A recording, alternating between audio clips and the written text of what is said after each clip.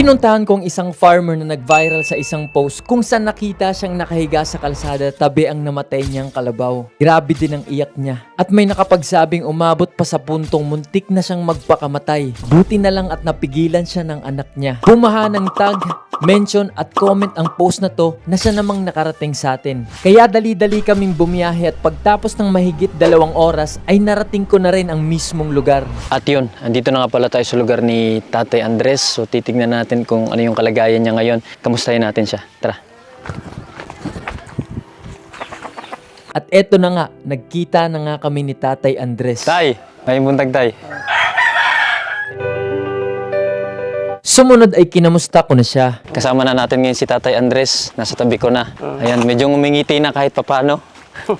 Ito, kasama na natin. Pupunta natin kung saan nilibing yung kalabaw ni Tatay. So ayun, ito na yung request nyo. Maraming nag-mention sa akin, maraming nag-comment tungkol kay Tatay. Kung saan nakita nyo si Tatay na nakahiga sa tabi ng kalsada, nakatabi yung kalabaw niyang kakamatay lang. Niyakap niya yun, umiyak si Tatay doon. Ang dami nag-share nung post na yun, ang dami nag-mention sa atin, nag-tag at nag-comment. At eto na, nasa harap ko na ngayon si Tatay. So Tay, kamusta naman ka, Tay? May lawas daw. Lulas Ginoo. Pila na edad ni mo, Tay? 68 na. Pila imong mga anak? Darag ko po. Misis ni mo? Awan na patay ng tao na. Pangutanan ako ni mo, Tay. Nakaman kag eskwela? Awa ko grado dong ay. Kuila ko grade 1 sa una. Naundang ko. Magdaron ko ay. So karon nagbaso ko may grado ay. Kumain na lang naigrado kay. Iyahay ito trabaho. Tignan nyo, napakakapal lang kamay ni Tatay. Tignan nyo, grabe yung kuko nyo. Ito yung kuko talaga ng farmers. Ito, Basta ning kamot sa mga pobre anak gini. nakitaan, gid nako. Imong picture. Ikaw gini, Tay. Ikaw gini. Di ba? Ako na. Morning kabaw. Oo, yan ang kakabaw ko. Dito rin sa mismong lupang tinatapakan namin, nakalibing ang kalabaw ni Tatay Andres. Ano gilubong na no? Andito mismo, sa ilalim namin dito sa lupang to, nilibing yung kalabaw ni Tatay. Hindi ko ma-imagine kung ano yung nasa loob ngayon ni Tatay. Hindi ko gwanta, da ulit mo. Huna kong gagasluhan ka. Akong gakos kabaw ka kan luos ka penangga ka bawag. Kung sa may gibati ni mo, Tay? Nag-uol ka. Hanggang ngayon ay parang di pa rin makamove on si Tatay. Nalaman ko din na muntik na pala siyang magpakamatay dahil sa nangyari. Nagunit ko kait, ana ito kung lawas ko, pailog sa bata. Yung paayap kamatay pa. Daghang ko ang apo. Agwap ang mailong bata, patayin ko. Kunya, wala naman kay kuan kabaw. Unsa man ni mo pagdaro? Manohon na. Kung lang, kung nay mo tabang diha, maghatag og kabaw para pandaro nimo. Lipay ko. Lipay ko tagang gracias Ginoo. Nay hatag salamat kun lagay. Nadin luoy padang ko deh. Dili ko ka siguro og hatag nimo kabaw karon kay pobre naman sad ko. Okay ra tay nga di ko kahatag nimo kabaw o tabang usa man. Okay ko dong. Okay ka na. Ay kagultay ha. Ugma mabalik ko diri tay ha. Wala man ko'y mahatag pero at least makamusta ti ka ugma. Okay ra tay? Okay ko. Pagtapos ng usapan ay pumunta naman ako sa bilihan ng mga kalabaw at masusing pumili ng quality at magandang presyo. Dito pala tayo ngayon sa bilihan ng kalabaw. Yan, hindi lang kalabaw, pati baka at kung ano-anong hayop na nito binibenta. Pipili tayo ng mura pero quality kalabaw para kay Tatay Andres. Ito yung surprise na gagawin natin sa kanya. Pili na ngayon tayo at sana makatawad rin tayo kahit papano. So isa to sa mga pinagpipilian nating kalabaw. At ito pa, isa sa pinagpipilian nating kalabaw. At dahil di rin naman tayo farmer, ay nagtanong tayo sa mga nandun. Pinakinggan natin ang mga suggestions nila. Yan, sa tingin mo, sir. Ito, pwede na to kasi yun, makikilala mo kung marunong bang gamitin ng pag-araro. Tingnan mo dito, Makapal na. kung mabaga na, makapal na, marunong na yan. Pagkatapos, hawakan mo dito. Pag hindi gumalaw, ibig sabihin, sanay na. Sanay na. Marunong na mag-araro.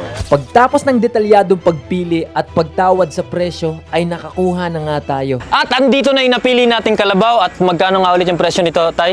63,000. 63,000 daw. Ito, babayaran na natin siya. 1, 2, 3, 4, 5, 6, 7, 8, 9, 10, 20, 9, 40, 62, 63,000! Yay! At eto naman kalabaw ang dadalhin natin sa bahay ni Tatay. Excited na akong dalhin to sa kanya. Tignan natin yung magiging reaksyon niya dito. Para sa akin, ito yung tamang-tamang laki ng kalabaw, tamang edad. Base rin yun sa mga farmers na tumulong sa atin tumingin doon. Ayun, nandito na, nakasakay na dito sa truck, so ihahatid na natin siya. Binyahe naman namin ang kalabaw sa isang safe na lugar kung saan tinago muna namin para ibigay naman kinabukasan. Yun, so ito na, hinahanda na natin. Grabe, ando na. Umiinit na yung mga pangyayari. Pagdating doon, nakapwesto na. Meron tayong nahanap na pwesto. So ito, pupunta na lang natin doon at syempre, itatago natin para hindi malaman. Ayun, nakasakay na yung kalabaw natin sa truck. So ready na tayong i-travel doon sa mismong location. Tara. At dumating na nga ang pinakaaantay na araw kung saan natin gagawin ang lahat. Pumunta na kami sa mismong lokasyon, dala-dala ang mga sorpresa at dito ko na nga sinimulan. Tay, andito na ako ngayon. Kamusta ka? Amay, paglawag dong.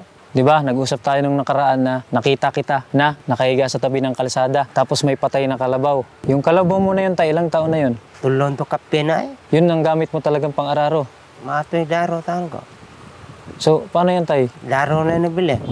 Ang nangyari nun, tay, bago namatay, pinunta mo sa veterinaryo para bakuna, tama ba? Oh. Tapos, Tapos ang kiring ka ba? Matog gakkos ko nga. Patay na ka ba? Gakkos taon ko. Hagkan ko siya. Porting goolan ka.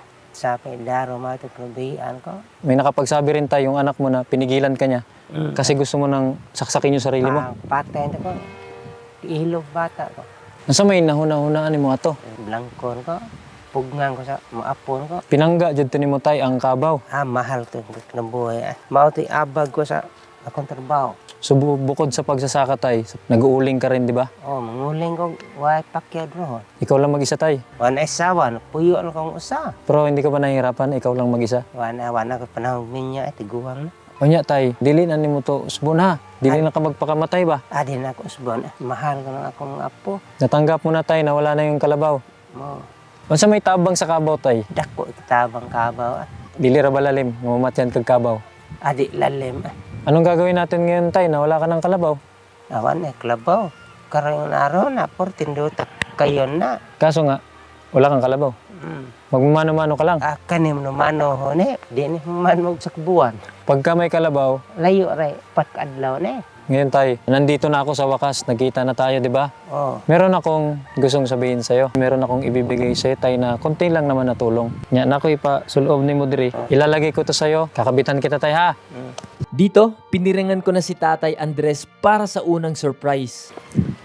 And ito na yung isa sa surprise natin kay tatay. Oh. Tay, nakoy hatag ni mo tay ha. Sige tay, tanggalin na natin tay.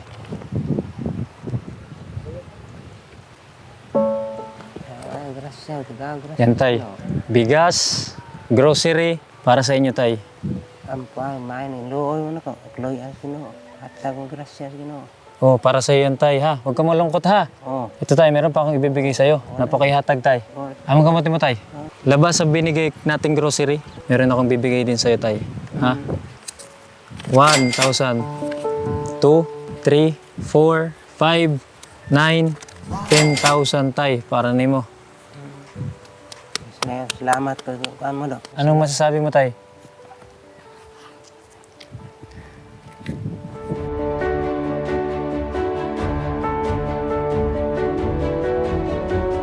Salamat ko rin do. Oo. Ngay ko salamat no. Tugaan ko grasya sa Ginoo. Tay, tungod na sa nahitabo sa imo ha. Oh. So, 10,000 eh. Dagdagan pa natin to tay. 10,000 gawin nating additional 10,000, 20,000 pesos tay. 20 mil. Ano na ito ba?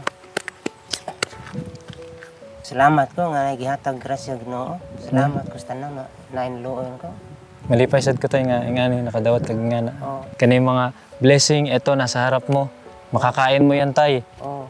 Ano tayo no? Oh. Hindi mo naman agad mauubos yan no. Oh, di naman sa. Yan lang talaga mabibigay ko. Pasensya na tay ha. Oo. Nya, walang kalabaw tay, okay lang? Okay raw, namin tab kang alipay ko na grasya ang gihatag mo. Ang akala niya ay yun na ang lahat, pero hindi. Pag ako mulakaw, tawasan ako ni mo ni balik. Ito tay. Ilalagay na natin to ha. Nalagay na natin to kay tatay. Piniringan ko na ulit si Tatay sa pangalawang pagkakataon. Nakoy, ihatag ni mo tay. Kumbaga, remembrance na lang nako. Kaya di naman ta magkita sunod. Mahatag lang ko remembrance ni mo ha. Oo. Kaya lang tay. Yan, ito na. Ito na yung ibibigay natin na napakalaking surprise kay tatay. Hindi niya alam to. Excited na ako. So, ito na. dito ko na nga inabot sa kamay niya ang pinakamalaking sorpresa na di niya makakalimutan. Tay, okay ra ka tay? Okay ro. Para sa'yo. Ito, bibigay ko na yung remembrance ko para sa'yo tay. Ito, abot ko muna sa'yo. Hawakan mo muna tay. Hawakan mo lang muna. Yes, yun na gina. Hawakan mo muna. Oh.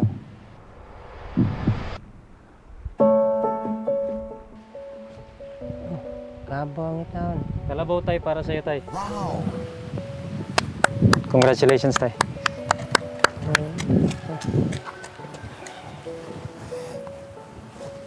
Sige, bati naman tay. Salamat ng kabaw ro. Imuhan ni tay. Imuhan na na. Sige, kaksa tay. Imuhan na. Oh, tanawa. Tay, ito lang tay. Imuhan na niya.